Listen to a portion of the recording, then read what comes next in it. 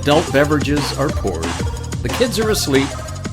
Welcome to New Dad Gaming. It's a show about fatherhood, gaming, and new fathers figuring out their gaming lives.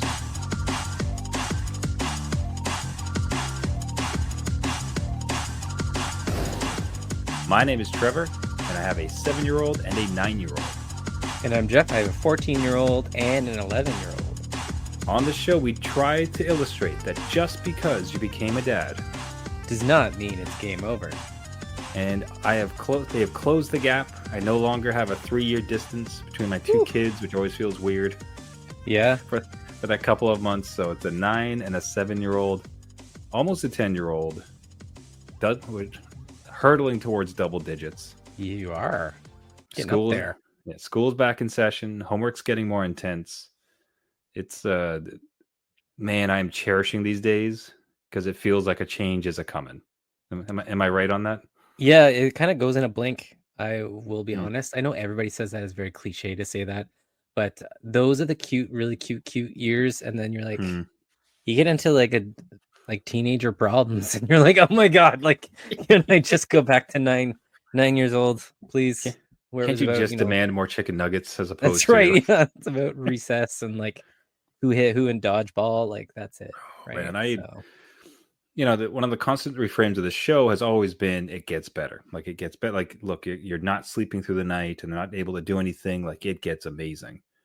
And I think that's true. And there's always going to be like amazing parts about each phase. I had probably one of my first times as far as an experience of kind of interacting with a younger kid and missing those days a bit. Oh yeah, okay, all right. There's a great podcast quote that was meant to try to help parents, and it's like, I understand it's difficult right now, but if you go 60 years into the future, you would pay like hundreds of thousands of dollars to come back to today just to experience this again. Right, with the little one. And I had that a bit because I was playing with this little 4-year-old boy that friends had. And it was hide and seek. Mm-hmm. And it was the dumbest hide and seek. Behind the curtain, like, can't see me. Well, I was a hider, except I can't really hide that well. So it'd be like, he's like, okay, again. And I would run off and I'd be like just in the laundry room. Right, yeah. And then he'd find me and he's got this massive grin. He's like, again. And then I'd just like go over and like hide behind a wall. So I wasn't really hiding. Right. He just kept doing it over and over again. But it's like, it's so simple. Like this is great. If anything, like the having lived it with my own through more stressful times, like just getting that taste of it with someone else's kids, it was like, oh man, these little guys are a blast. Kudos to you for playing along too, because like a lot of the times you're like, okay, after 3 or 4 times, I'm kind of done now. I'm gonna lock myself in the car and pull back the seat. And you won't be able to get in there. I'm gonna actually hide. Yeah, I'm gonna hide from you. That's it, and drive away. Yeah, okay. Go to a neighbor's house. It's like, oh, you're so good at hiding. Yeah, look at me. Oh, as always, folks, hey, before we kick off on the show, thank you so much for here listening. If you want to support the show, what really would help us as we continue to try to grow out is find us on the podcast networks, Google, Spotify, Apple, iTunes, anywhere you can find us, and subscribe, leave a rating and a comment. That really helps the show, like exponentially, honestly, as far as getting the word out there. That'd be really great. And otherwise, reach out to us at New Dad Gaming on X and other social medias, or our website, newdadgaming.com. Some of the best things we get, some of the best stories and segments are stories from fellow gaming dads. So do reach out. Now, a continuation of what we might call a long-running saga of me mucking around with a handheld retro systems. Right. You guys may have seen this. Some of the more popular ones are like Retro Pockets or the RG 351. If you just look for handheld retro systems, you with your legal ROMs that you own. Yes, right. It's very clear. Yep. But these are great little handheld systems that can load up a whole bunch of those things, a bunch of different systems, and you can play it on the go. Great battery life, amazing gameplay. Imagine playing Genesis and Nintendo and Super NES. All those wonderful titles that you legally own, and you put them onto these consoles. Pretty cool. Liked it. It's actually, my kids enjoyed it a whole bunch. like playing Sonic on these things. So during flights and other trips, A+. But here's the thing, Jeff. Uh-oh. There's a secret superpower these things had that I did not know. What? So the community around these things is very active. And what they have done is ported more like larger titles than you would expect that work on these systems. Oh. I am talking about Half-Life. What? I'm talking about Fallout 1 and 2. I'm talking about Stardew Valley. Oh, okay. I'm talking about Balatro. I'm talking about Heroes of Might and Magic too. Chill deal. Yeah. Now the best part, so that how this thing works. So there is a whole system. It takes a bit. It takes some fiddling, folks. This isn't particularly easy. So I do want to put that up front. So like it's not buy it off the shelf and where you go. What is really nice is that this is a very direct connection between like legally purchasing it and then just having it on the system to go. Mm-hmm. So with Fallout 1, for instance, which I purchased a second time because I forgot that I already owned the damn game. So That happens. Just like because I bought it and like okay, now that I bought it, I can go download it. Son of a, it's in my library. It is right there. That's how they get you. Todd Howard strikes again. So be it. So to do this, like it's this whole system called PortMaster. And if your device can connect to Wi-Fi, it's like, okay, here's the games that we have ported. Would you like to install this one? And you do. Now that installation, it just sets the system up, right? And then you go and take the install files from your computer. So you take your legal version of Fallout 1, install it. Then you take some of those files and you just put it over onto the memory card of your system. Okay. But now you're on the go. You have this tiny handheld, like this small pocketable, like old like Game Boy style thing that is playing Stardew Valley, Balatro, like Fallout 1, like Heroes of Might and Magic 2, just completely on the go. Like it's insane. I cannot believe that this thing existed. That's amazing. I was looking at the video that you were showing in the background. I'm like, was that Final Fantasy VII? Yeah, like, I think that's one of the ones that was ported there too. Oh my god. And some of them, so for Diablo, for instance, what it is, it's a complete rewrite of Diablo. These people,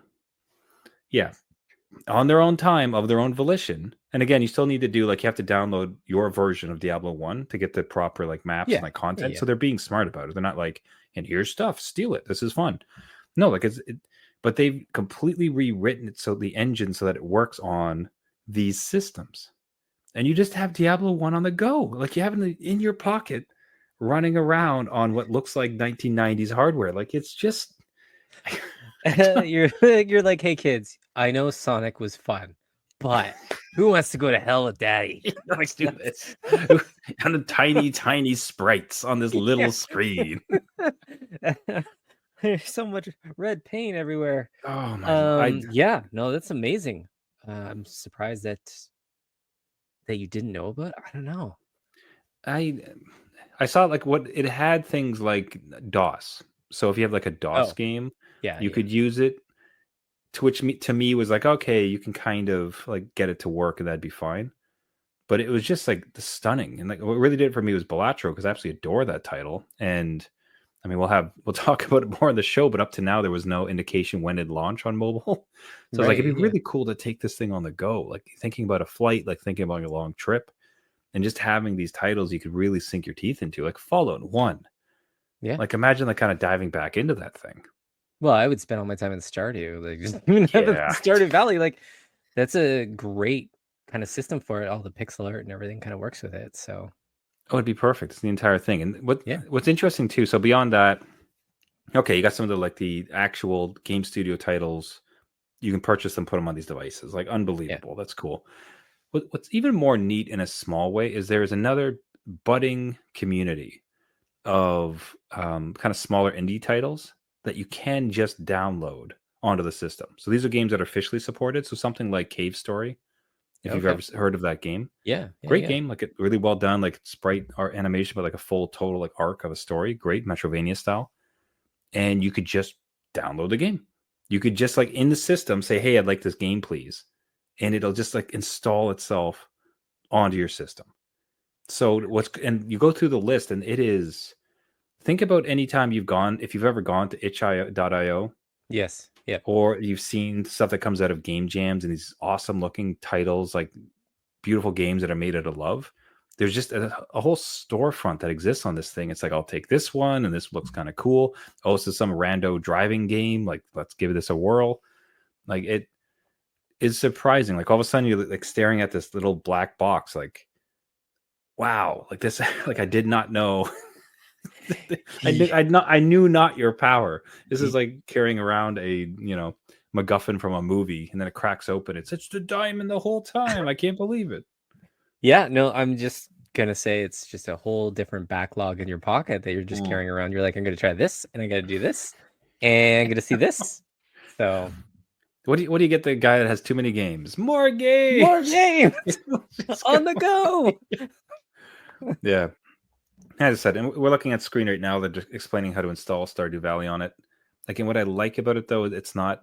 And here's how you steal it, so you can get in your system. It's like, no. So first, go here and purchase it. Yeah, and then just take the game that you've purchased and put it onto this other place where you play games. Yeah, no, that's really cool. I thought you were gonna say it was like, oh, here's how to install like the launchers, which I've done with the Steam Deck. Of like, hey, all your games that you own on Epic or GOG. Here's those launchers, how to like work them, and then it uses the whole Wi-Fi system to grab it. But this is awesome how it's just like you just take those files that you're already downloading anyway and just zip them on a memory card and get them in there. So, I've suggested these consoles before to dads, and it further strengthens that, because now you really recommend it. Yeah. Because you can get the smaller titles for car trips with the kiddos, but then at night go into the wastelands or harvest turnips to your heart's content. Perfect. So love it. Do check it out. Now, I'll give a quick shout out to this. I'm glad you saw this too and was a little bit disturbed as I was. Good news, Balatro. So it is the deck building poker game, which again, if you've not heard of it, watch some gameplay of it. It is unique and fascinating and fun, and you just really calmly kind of go through it. Well worth a dad look. But for the longest time, they discussed a port for mobile, and it's announced. Yes. So as of this date, it's about 20 days away. I think, or 28th of September, I think is the official one. Yep. So cool. Good news. The ad is so creepy. It's something. It's like it would almost feel like an attack ad from a different company that's attacking its own games, but it makes it feel so sinister. Like, think about it. Reminded me almost of like Saw. It reminded me of Devolver Digital. They do these types of ads, and it's just like crazy sauce, right? So yeah, but Saw, like, right? You have this like horror-esque ad for your game, like the one thing, like, so the name of them is like, I think it's like the company's called Jimbo. Yes, but it's the thing, like, one of the things that they make fun of is like, we're releasing on mobile, and then there's like this graph of like Jimbo stocks where it's like going through the roof because we're gonna make so much money. Yeah, it's like, wow, that's on the nose. Oh my god. Not shying away from that fact at all. They're like, yeah, you wanted this, we're gonna give it to you and make tons of money. So enjoy. Yeah. Anyway, so keep an eye for that. It's coming to Apple Arcade if you do have it, and all the other mobile platforms. And definitely a dad recommend. That is an absolutely fantastic game. Now, for a fantastic game, or at least what I hope is a fantastic game, it seems like your kids were able to persuade you to dip into the new Astro Bot game. Yeah, it doesn't take much. You definitely buy this. Say no more. Say no more. It's like one of those things you're like, well, they don't ask for games a lot, right? Like, if they do, it's for themselves, it's for their own birthday, whatever. But this is like, no, we really like this game. When the Astros Playroom launched for the PS5, we love playing it with you. The next one's out. It looks really good. Okay, hold on. Going to get it. Pause. Okay. Was that manipulation? It's like, yes, it was. We had so much fun playing with you, Dad. It was such a precious family time. Yep. Was it true? They just want me to pay for it, which, fell for a hook, line, and sinker. Where, they will play it. And I think more of the concern is, will they play it with me? Because they've said that. But they tend to just run through these games because they have a lot more time than the old dad. Your old So dad. if my 11-year-old goes through this, they'll be like, spoiler city, like, oh yeah, there's these bonus levels and I got every like hidden character and you have to find like 300 Astro Bots everywhere. And they would probably catch everyone in like a weekend. But, if I can at least experience a small slice of this with them, it's great, right? Like that's money well spent. And I've heard rave reviews about this, how it rivals even Mario. So like it's been, Whoa. and like that is not just praise for one or two game reviewers. That's a lot of them. So this is like the real deal. And I'm like, okay. So it's not like great Mario fanboy game. cope. Like that No. might actually be true in that they've really crafted a world. Yeah. Again, I've always said that Astro Bot should be like, the mascot of PlayStation. They should really do more with Astro Bot. It just seems like this fun, family-friendly thing, and they insert all this PlayStation nostalgia, and it's just a great game. It's like a Ratchet and Clank type game. Go for it, right? Do all these, have Astro Kart, have all these other Astro games, right? Follow Nintendo's lead. So it seems like they've really done a good job with this one. So it opens at midnight. I've already got it preloaded. There you go. Do I drop in at midnight without the kids? I don't know. We'll find out. Tune in next week to find out. Now, play with what is the multiplayer situation? Are you aware of it yet? I don't think there is any multiplayer that I'm aware of. There might be like a speed run thing, but it's more like, hey, you do this level until I die, and then we switch off. And that's what happened before. So I don't mind doing that. That works. Okay, I just wasn't sure if it was like Tearaway, for instance, where it was one person is interacting with the world and the other one's kind of running around, but sounds like it's a straight up and down first person, one player, and then you guys are just taking turns. Yeah, I think so. Unless I don't know of anything in there where the second player can control Astros and antenna or something. I don't know, like the Mario hat and Odyssey. I'm not sure, but we can. I will let everybody know. And again, if I get to dip in before the kids, without them getting angry at me, we'll see. I'll report back. And this a bit of a question. I'm kind of curious about what is your assessment of the PS5 purchase? It has been, at least a year that you've had it. Yeah, and upon reflection, because preloaded a bit. I think about. I'm happy with Xbox. It was fun. I enjoyed the console to begin with. It's really become my kids' console. And I very much myself switched over to PC. Not PC's better. It's more just that there's a huge library I have. And generally speaking, that's what the kids play now. Yeah. So where are you at with your PS5 purchase? Was it like, this is fantastic? Was like in some small ways, it was kind of a waste of money. Like, where have you landed on it? I'm okay with it. Put it that way. Like it's one of those things where it was just quiet. So the PS4 was really, really loud. It was really kind of clunky. This thing was quiet, right? Like you could hear people around you. So great, right? And the initial games were awesome. I loved it. But then like as I got the Steam Deck, I have turned more to Steam itself. And like it's cheaper, it's got more sales. I can kind of do everything on it. But for the bigger games that I can't run on that, I will turn to the PS5 to really get that, there's graphical fidelity that I can experience in 4K versus, trying to blur it to run on the Steam Deck. So it's okay. Like, I don't say that it was like PS4 was a big thing. I think for me, I'm like, oh, absolutely. That over the PS3, that was amazing. Like wouldn't go back. PS5, it's just like, it's good, but I think the hits are less and less and less. Yeah. See, that's kind of the thread in some ways I almost wanted to pull on, because with this Xbox, with the PS4, with the Xbox 360, with I can remember some purchases that had come around and it's like, this is unbelievable. Like this console, I love this thing. And for years, like it just had that place. Like, this is my gaming system. Like, this amazing. Like, what a time to be alive. These ones, it's like, this is good. Yeah, it doesn't. Which I don't know if that's just because like we've become numb a little bit to it, or that perhaps it's such maturity in consoles, or maybe we're just getting old and jaded. Like, so it's I think it's a little bit all that, but Mm. it took them a long time to get out of that generation. Like they were still making games for last gen to run on the new gen as well, right? So you didn't really see much of a leap in a lot of the games. Like especially like third party ones. So like Assassin's Creed was made for all the systems, so you're kind of like limited. Like they couldn't do next gen power because they still wanted the install base of everything else, right? Yeah, see, I can remember. I think in some way too, they have started to hit a bit of a ceiling with the graphics, because you think about PS1 to PS2, like wild, like absolutely wild. Like PS1 is so blocky and ugly, honestly, when you look at it. PS2 kind of, there's some things that kind of hold up, and then PS3, PS4, it's like, whoa, like this is unbelievable. And I'd say, even, I'll be honest, I think PS3 to PS4 really wasn't not as big a jump from 1 to 2. No, until like later in PS4 generation, where you go back and you're like, okay, they got a handle on what to do. But now with, like, again, like I'm playing, as I mentioned, so I could stream it. Like I got NHL 2017 from a PS4. Right. Yeah.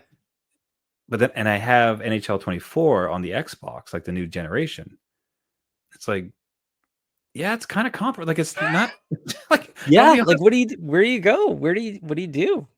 There's just not, like, I suppose some of the mustaches are a bit more fluid, but besides that, like, it's just really not, the day-to-day is not, there's no jump that makes you look at this thing. So if anything, it's where before you could probably almost more rely on the graphical fidelity to sell its value.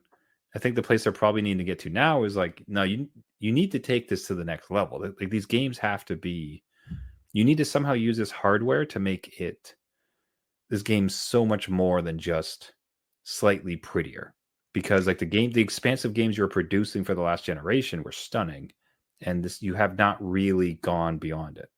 Yeah, I think the whole kind of design theory has to change, because they were dealing with old hard drives, right? And then the move to SSD, where PC has sat there for a while with that, it's like it was supposed to change game design. So you were, there's less loading and you could do more with the worlds. And even Ratchet and Clank, I think, was a good example of that, how you could flip through worlds like instantaneously. Do more of that, where you're like playing with the technology a little bit more versus just graphics. I think you need to look at the gameplay a little bit more. I don't know if they're going to be able to do that. They're rumored to have a PS5 Pro announcement soon. I'm like, but why? Like, I don't know what you're going to do with it. Like could you imagine there'd be less load time? Like, are you experience any load time at this point? Not, it's only a few seconds. Like, so if you shave off like a tenth of a second, am I going to notice? Maybe, I don't know. But like, but I don't understand what they're going to do with the extra power to it if they have to have some sort of parity. But I don't know. I would rather a price cut. You remember the PS2 days? You could get that for $99 at the end of it. One of the greatest consoles to ever live. I think it's still like the highest selling.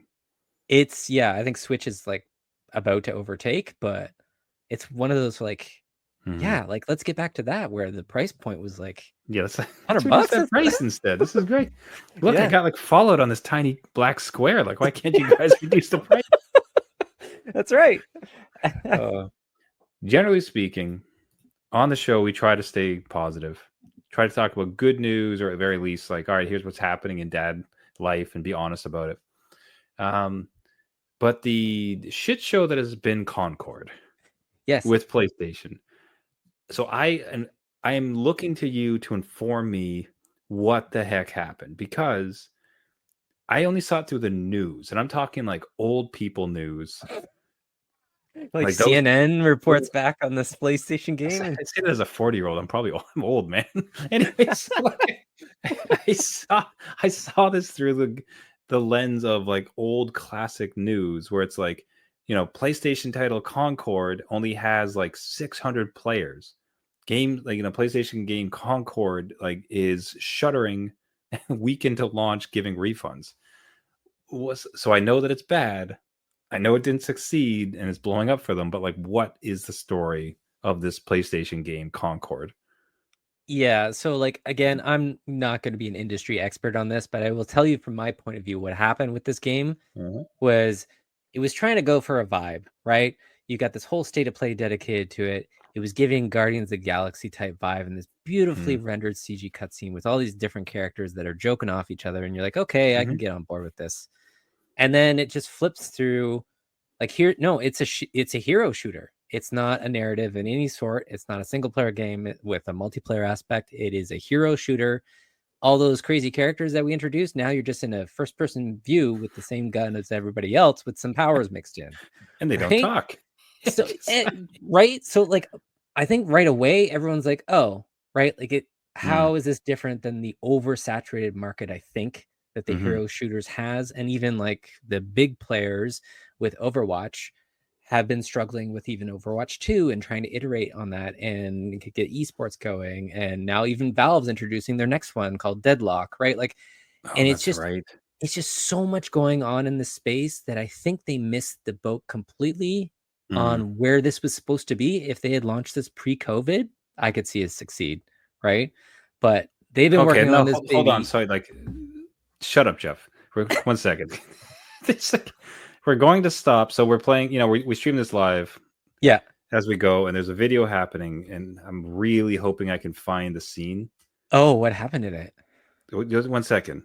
Okay, this is the most generic ass character. What we are looking at is, I want you to imagine like 1985 box art for like the first Mega Man, or some rando no-name game called like Spaceman Shoots Gun. Yep. So whatever you're thinking is exactly what this character looks like. Yeah. This is so lifeless. Is this a playable character? Like, it must that be is a playable character. It is the most generic of the bunch. There are quite a few that are, a little bit more unique. But again, to your point, I stopped all broad. It's like an emergency button, like stop the presses. You can't keep talking until we go back and make fun of this man. Look at him. There's choices here that baffle me. I honestly don't know that they thought, let's put a generic character in there and everyone will want to do that. He strikes like a gun pose. It's like it looks like Starship Troopers, but without the self-awareness. I think they were going for, like, again, comedy kind of cringe, but it was too far into the cringe. Like, there's no hook for it. So there's many problems here. And then when they launched, because everyone gave that feedback, like, hey, this doesn't look all that great. And they launched it anyway, and they're like, well, it's $40. And people are like, like, you'd be hard pressed to get me to play this free to play, right? Like, if you free to play this and had costumes available, then maybe you would earn, that kind of base. But if you launch with a price point and everyone's like, hey, this kind of falls through everything else that's out there, you're going to have issues. I think, hold on, is Overwatch 2 free? Okay, so Overwatch, okay, and again, just to lay the ground rules. Yep. What these fools were thinking is like, okay, so we're like Overwatch 2 with none of the charm, less polish, and we cost money. Let's go ship. Let's make it happen.